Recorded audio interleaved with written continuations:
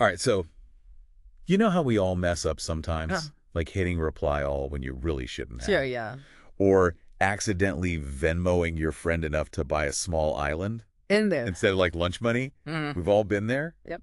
But today, we're going to deep dive into a mistake so monumental. Okay. It makes our everyday blunders look like misplaced commas. All right. I'm intrigued. So Okay.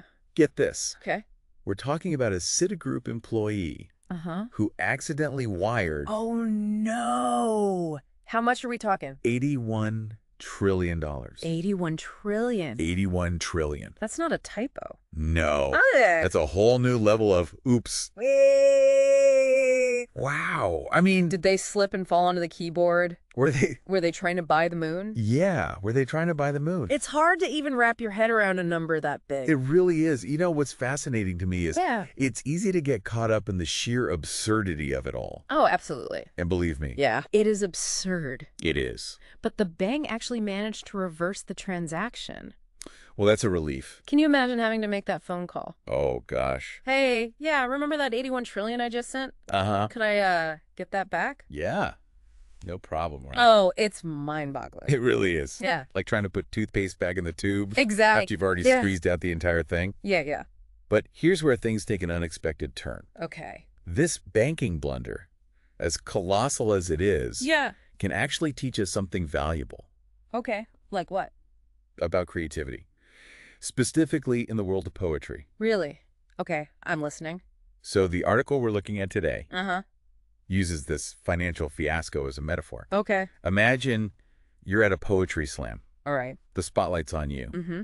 and you completely blank on a line.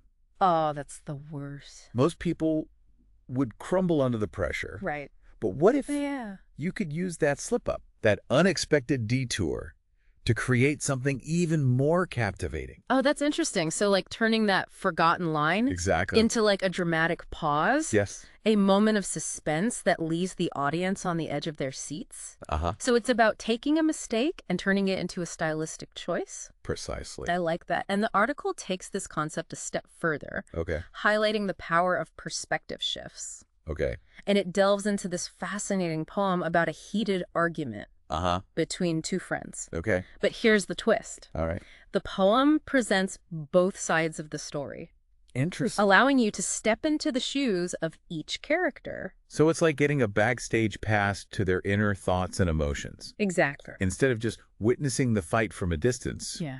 you're right there in the thick of it, Uh-huh. understanding the motivations Yeah. and complexities of each person's perspective. It adds layers of depth and meaning to the whole experience. It really does. Yeah.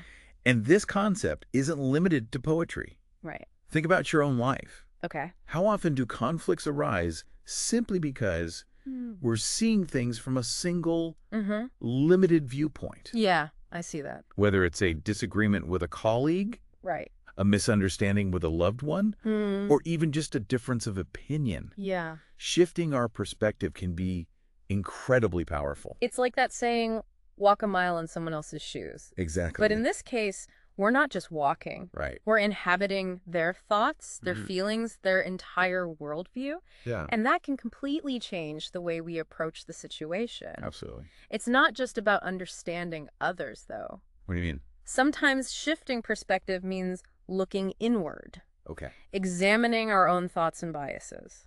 Yeah, that makes sense. We often cling to our own narratives, Right. our own interpretations of events. Mm-hmm. But what if we challenge those assumptions? Oh, I see what you're saying. What hidden truths might we uncover? Like holding up a mirror to our own minds, right? We get so used to seeing things from our own point of view. Yeah, exactly. We forget there might be other Uh-huh. equally valid ways of interpreting the world. Absolutely. And this idea of challenging perspectives, of using words as a tool for exploration and understanding, it's central to the book Poetry Master that the article recommends.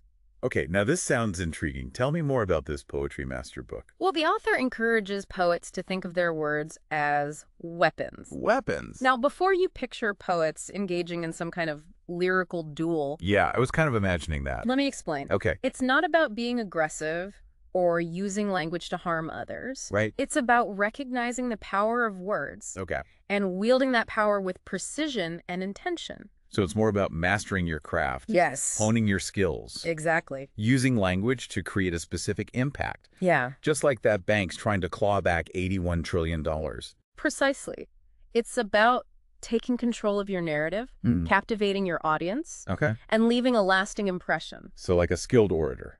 Yeah, think of someone who can move people with their words. Right. Inspire action or evoke deep emotion. That's the kind of power we're talking about. It makes you realize that words aren't just empty vessels. No, they're not. They carry weight, they have meaning, Uh-huh.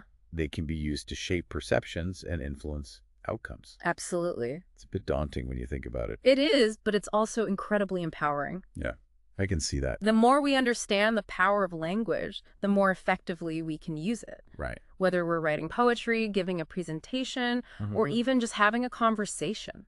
It's like learning a secret code, Oh, I like that. a way to unlock hidden depths of communication Yeah. and connect with others on a whole new level. And that's something we can all benefit from, For sure. whether we consider ourselves poets or not. This deep dive is really making me reconsider how I use language. In what way? It's not just about stringing words together. Right. It's about understanding their impact, Hmm. their nuance, Hmm. their ability to build bridges or create divides. It's pretty profound stuff. It really is. It highlights the importance of constantly learning, evolving, and refining our communication skills. I agree. After all, language is the tool we use to connect with the world around us, Yeah. to express ourselves, Share ideas. and to build relationships. Absolutely. So we've gone from a mind-blowing bank error to poetry slams to the power of words as weapons. It's been quite a journey. It really has. But here's what's really sticking with me. Yeah. The idea that mistakes, even colossal ones, can be opportunities. Right. Like that $81 trillion wiring snafu inadvertently sparked a conversation about creative expression. Yeah. It's a powerful reminder that sometimes the most unexpected detours can lead to fascinating discoveries. It's like stumbling upon a hidden path in the woods. You weren't planning on taking it, but it leads you somewhere beautiful and unexpected. I like that analogy. Makes you wonder what other mistakes we might be overlooking. What hidden gems are waiting to be uncovered if we just shift our perspective a little. That's a good question. I'm thinking about that book recommendation, Poetry Master. It encourages us to view our words as weapons, to wield them with precision and intention. And that concept can be applied to so much more than just poetry. Whether you're writing a report, crafting an email, or even just having a casual conversation, being mindful of your language can make all the difference. Yeah, it's like the difference between throwing darts randomly and aiming for the bullseye. Once you understand the power of your words, you can use them to create the impact you desire. Exactly. It's about moving beyond simply communicating and into the realm of truly connecting, of influencing, of inspiring. And that's a skill worth cultivating no matter what your field or passion. Absolutely. So as we wrap up this deep dive, I'm left with a question for you, dear listener. What's a mistake you've made that you could reframe, reinterpret, or even use to your advantage? Maybe it's a creative project that took an unexpected turn, a relationship that taught you a valuable lesson, or a career path that veered off course and led you to something even more fulfilling. Sometimes the greatest growth comes from those moments where we stumble, where we fall short of our expectations. It's in those moments that we have the opportunity to learn, to adapt, and to emerge stronger and wiser. So go forth and make some magnificent mistakes. Embrace those unexpected detours, those moments of creative chaos. You never know where they might lead you. Until next time, stay curious and keep exploring the power of words.